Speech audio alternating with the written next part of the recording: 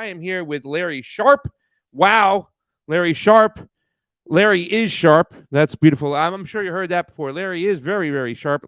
Larry, I'm going to give you the first crack at this. We're going to talk about the new guy, the new hero of the libertarians. Too many people have just been falling over themselves about this guy, Javier Milei, the new president of Argentina. And he calls himself a libertarian.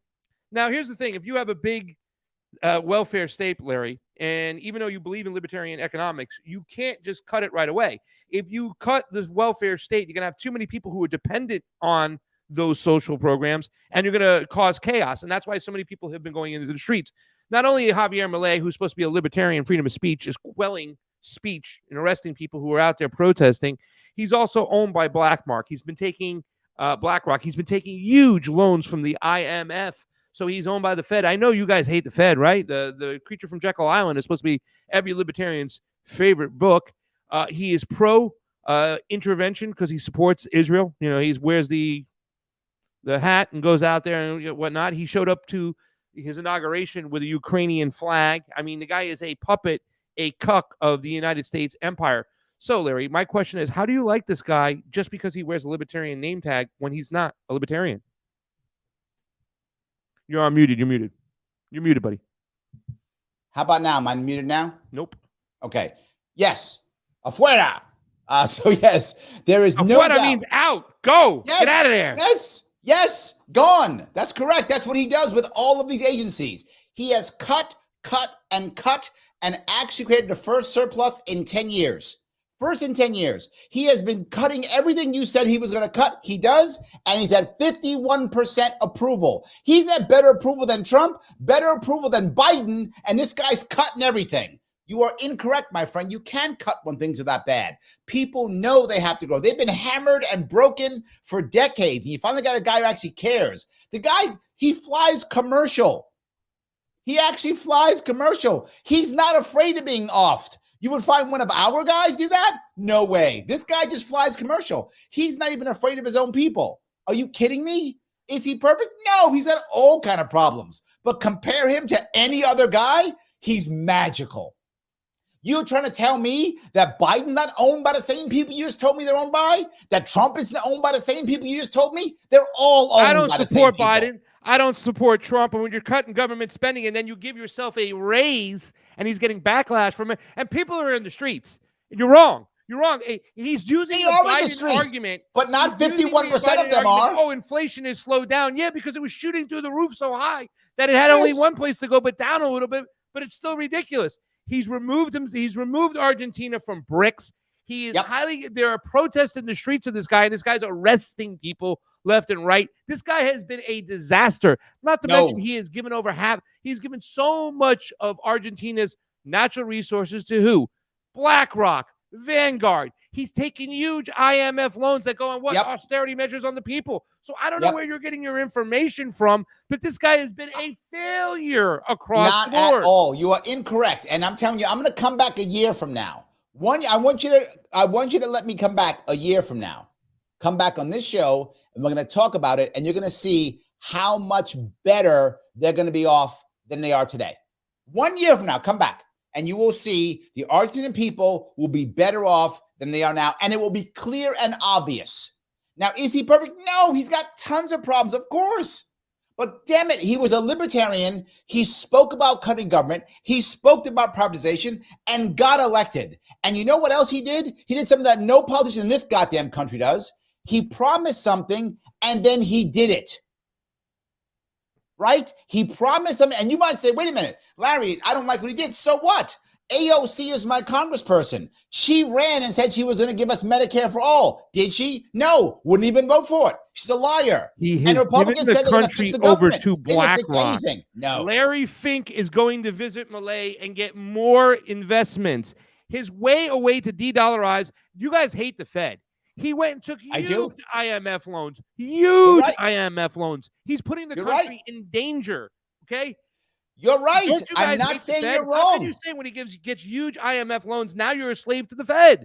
You're a slave to big business. You're a slave to corporations. You're slaves to governments. You could see he's handing it on over. Not to mention, you've seen him in Israel. He's, dude, a non-interventionist. You know that Ron Paul's against what's going on in Israel right now. Dave Smith, Clint Russell, all these guys, all these libertarians, Angela McCarthy, are dead set about what's going on in Israel, yet Javier Milei is going over there and endorsing it. Yes. I'm not saying you're wrong in anything you said. All I'm saying is I got him or I got nobody. I'll take him. That's what I'm telling you. I'm not fighting on anything you said. You're correct in all those things. And my alternative is a socialist who makes things even worse. And my other alternative is no example of libertarianism trying to move forward at all. That's my other answer, right? Everything that people say is wrong. None of it was done by a libertarian. None of it. Everything was done by a Democrat or Republican or anything else. Why can't we do what I do, right? I'll take it. Condone both of them. That's it. No way. Here's what I think. I think the libertarians are sounding a lot like the socialists they criticize all the time.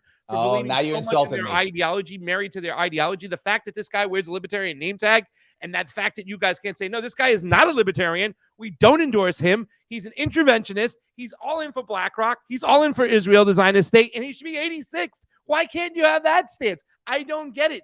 Just because he wears a libertarian didn't say I didn't have that stance. Hold on. Praise the guy? When's the last time? Hold on. When is the last time? And I do at least 3 hours of live content every week, at least. When is the last time you saw me praise Javier Milei? Larry, you told me it was a victory getting him there, and we're gonna praise. We're gonna hold on to these victories, not knock them down, right? You just said the lesser of two evils argument. I don't see Justin Amash. No, the lesser of 193 evils.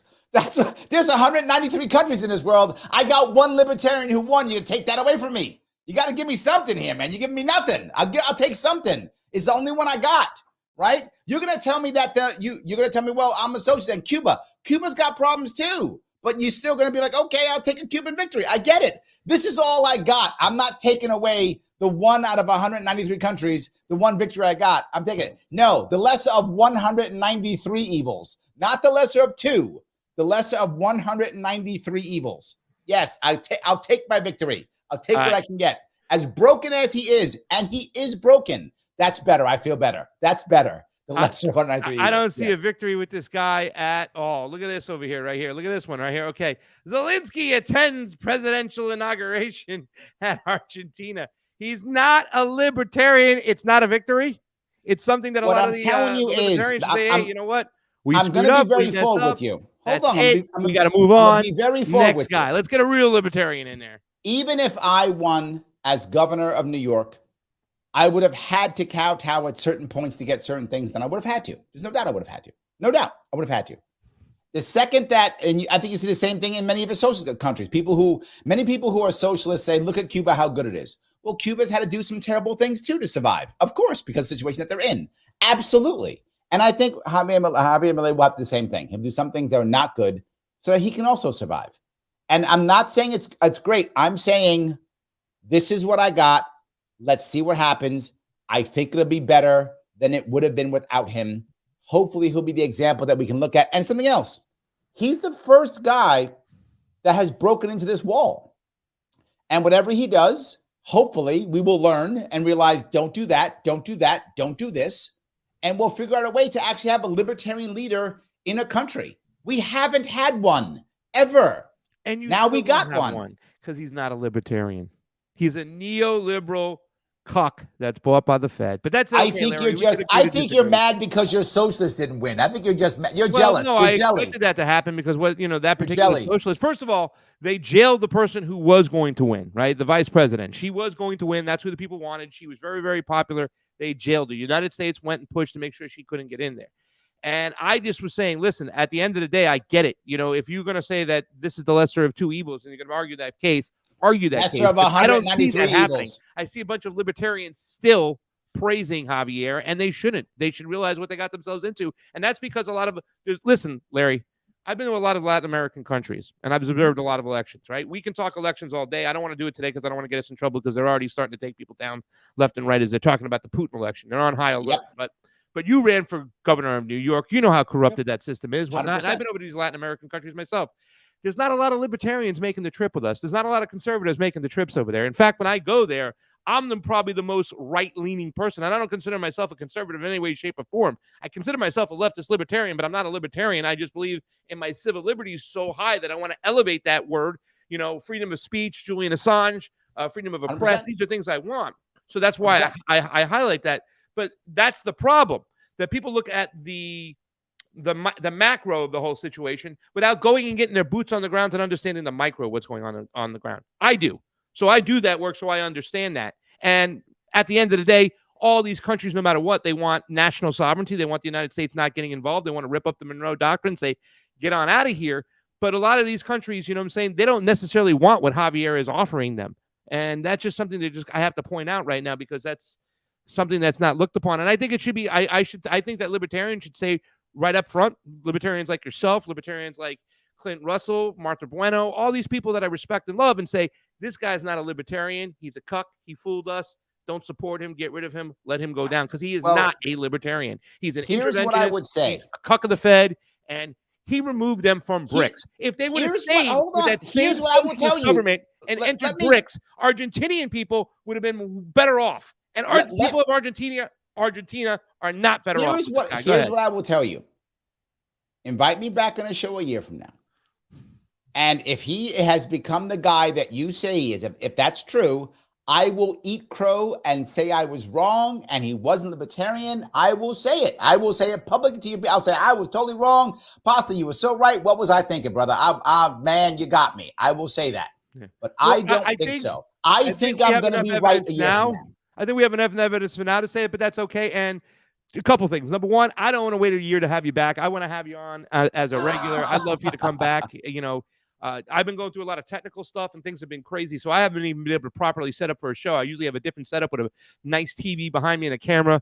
But I'd like to have you back on before a year. But I think we should do something one better, right? Let's not wait and come back a year. Let's make a trip and let's go down to Argentina and see for ourselves, Larry. They got a lot of meat out there. I know you're a meat eater, huh?